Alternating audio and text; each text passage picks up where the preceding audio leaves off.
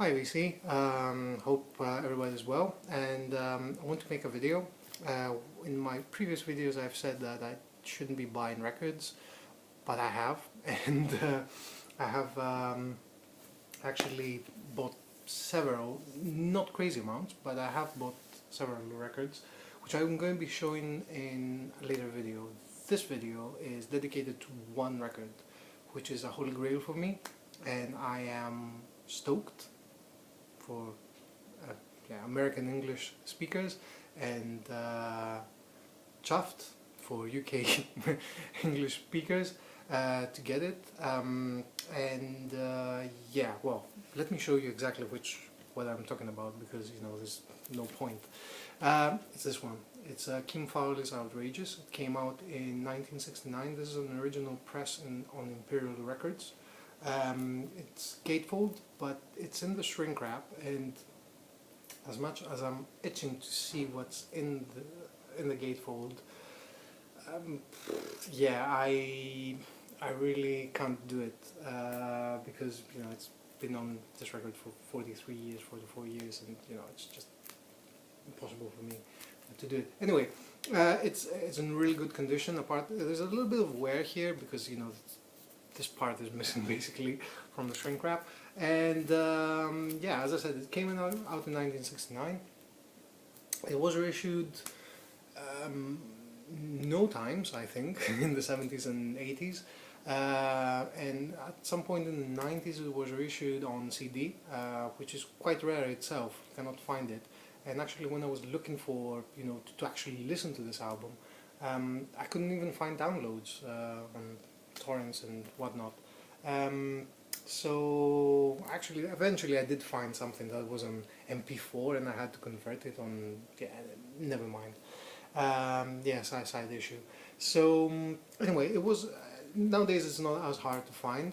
Maybe not the original version, and maybe not in this condition, but there has been a reissue on Vinylissimo, which is readily available on Discogs, and there are loads of people that are selling these. But yeah, Kim Fowley Outrageous, and this is not only a holy grail, but in my opinion the second best album of all time. As you know, the first best album of all time from previous video that I've mentioned it is In Rainbows by Radiohead, and this is the second one, second best of all time. So it has a really hefty title and a really hefty position in my top whatever, 100, 10, 20, 50, whatever records of all time. And it's a bit of an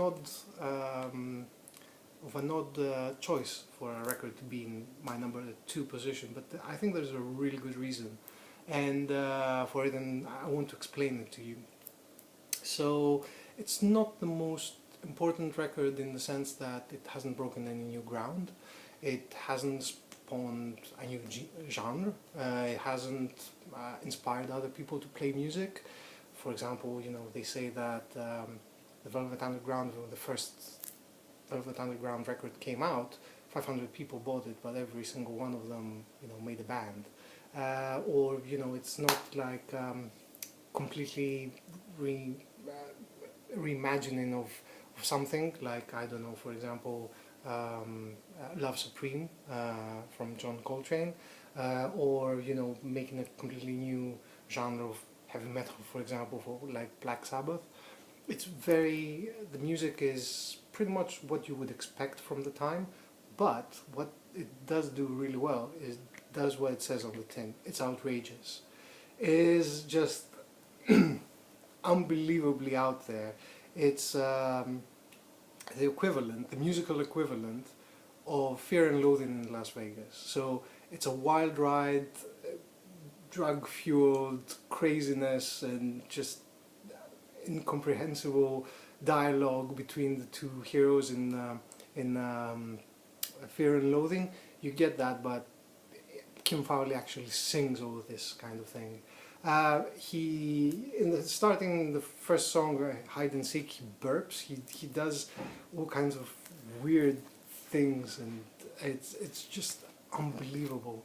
There are songs here that are basically really good garage songs, and you know, you might hear them on singles or you might find them in compilations like Night Rider and Bubblegum. I think Bubblegum is one of, you know, the better known songs. But if you stick to the singles, if you like, I don't think that he actually had any singles from this LP. I'm not sure, you know, I'm not 100% sure about this, so you know, I might be talking bullshit. But if you just focus on these songs and you miss out on the rest of it, because that's the whole idea. It's a trip. It starts off from somewhere and goes on to somewhere else. You hear him, you know, speak about things, incomprehensible stuff like you know, ramblings really from somebody that is like, he's on drugs really. So he's talking about at some point, and I don't remember which song it is. I think that Inner Space Discovery. I'm not sure, and it's just freakouts where he's talking about stuff like in the year 1999 it happened, and the Chinese invade America, and what are you going to tell the Chinese with your black wife, and before that he was saying that, yeah, black is beautiful, all the black guys will get the white chicks, and all the white chicks will get the, you know, the white guys will get all the black chicks, and it's just, you know, it's hilarious, and it's just, it just encapsulates, that's the word I wanted to get, encapsulates that spirit of the time, that freak movement of the time. He is, it's in effect, I mean, you know, when I say that it's the musical equivalent of Fear and Loathing in Las Vegas, which I love, and you can see that from my avatar on YouTube, I'm telling you, this is it, and you need to listen to it from start to finish. If you just, you know, pick and choose stuff, then you miss the whole thing. It's just not the same. And yeah, and it's like, one of the things that I want to say as well is that I found out why we buy records. You know, I've been doing it for a long time, and I never really thought about why I'm doing this, why I feel the need and to buy records, and you know, oh, there's something new and I need to pick it up, and I read about something and I need to pick it up and I have it, and to listen to it as well.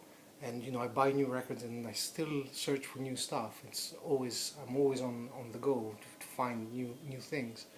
Is that you, at some point in my life, and I guess that other record collectors and music lovers out there have had that, you listen to something and you get touched by something. You get touched by something in a way that you cannot explain. You get so excited about listening to something that you cannot explain, and you feel the need to repeat it over time and do it again. And that's why you buy records, and you know, not all of the records can touch you in the same kind of way. So you keep on buying, and you increase the dosage. You buy more, which is like, you know, effectively, you know, description for somebody that has an addiction, but that's what it is. And this is one of the records that did actually touch me and did do something to me that I cannot really explain. And this is why I love music. It's just rocked me off my chair. It was like I listened to it and I couldn't believe my ears, and that's why it's on number 1 position. And number 2 position, what am I saying? Number 2 position. Number 1 position is In Rainbows, but the reason why it's there, it's because records like this predates them. And yeah, this is an amazing record. If you haven't heard it, do pick it up. Do try to find it.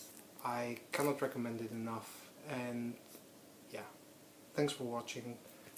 Thanks for comments if you do bother to leave any, and yeah, let me know about needle drops if you want me to, you know, if you're enjoying them, do leave a comment there as well. And I will be doing another video sometime soon about, you know, other purchases. So yeah, have a nice evening everybody, and do check out Kim Farley's Outrageous. It's one of the best records ever made, in my opinion. Whether it's number 1, number 2, number 34, it doesn't matter.